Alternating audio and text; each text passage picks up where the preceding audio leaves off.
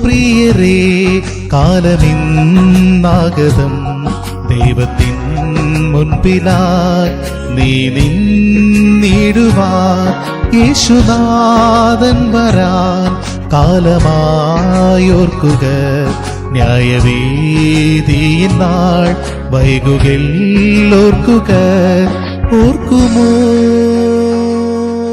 ക്രിസ്തുയേശുവിന്റെ നിസ്തുല്യ നാമത്തിൽ ശുഭസന്ദേശത്തിലേക്ക് സ്വാഗതം. യോഹന്നാൻ എഴുതിയ സുവിശേഷം 5-ാം അധ്യായം 24-ാം വാക്യത്തിൽ നാം ഇപ്രകാരം വായിക്കുന്നു: ആമേൻ ആമേൻ, ഞാൻ നിങ്ങളോട് പറയുന്നു, എന്റെ വചനം കേട്ട് എന്നെ അയച്ചവനെ വിശ്വസിക്കുന്നവന് നിത്യജീവനുണ്ട്. അവൻ ന്യായവിധിയിലാകാതെ മരണത്തിൽ നിന്ന് ജീവങ്കിലേക്ക് കടന്നിരിക്കുന്നു. മരണത്തെ സ്നേഹിക്കുന്നവർ ആരെങ്കിലും ഉണ്ടോ? ഉണ്ടാവില്ല, അല്ലേ? പാപത്തിന്റെ ശമ്പളം മരണമത്രേ. മനുഷ്യൻ ആത്മീയവും ശാരീരികവുമായ മരണത്തിന്റെ സ്വാധീനത്തിലാണ്. പാപത്തിനുള്ള ശിക്ഷ തീപ്പൊയ്കയായി ദൈവം നിശ്ചയിച്ചിരിക്കുന്നു. ഈ ശിക്ഷയിൽ നിന്ന് നമ്മെ രക്ഷിക്കാൻ ദൈവം കർത്താവായ യേശുക്രിസ്തുവിനെ ഈ ലോകത്തിലേക്ക് അയച്ചു. നമ്മുടെ രക്ഷയ്ക്ക് വേണ്ടിയാണ് അവൻ ഈ ലോകത്തിലേക്ക് വന്നത്. നാം അനുഭവിക്കേണ്ടിയിരുന്ന ശിക്ഷ അവൻ സഹിച്ചു. ക്രൂശിൽ നമുക്ക് വേണ്ടി യാഗമായി തീർന്നു. 3-ാം ദിവസം മരിച്ചവരിൽ നിന്ന് ഉയർത്തെഴുന്നേറ്റു. കർത്താവായ യേശുക്രിസ്തുവിൽ വിശ്വസിക്കുന്നവൻ രക്ഷിക്കപ്പെടുന്നു. മരണത്തെ മറികടന്ന് ജീവങ്കിലേക്ക് പ്രവേശിക്കുന്നു. നിത്യജീവൻ അവനുള്ളതാണ്. ക്രിസ്തുയേശുവിലുള്ളവർക്ക് ഒരു ശിക്ഷാവിധിയുമില്ല. മരണത്തിൽ നിന്ന് ജീവങ്കിലേക്ക് കടക്കുവാൻ നിങ്ങൾക്കും ആഗ്രഹമില്ലേ? ദൈവം അതിനായി നിങ്ങളെ സഹായിക്കട്ടെ. ആമേൻ.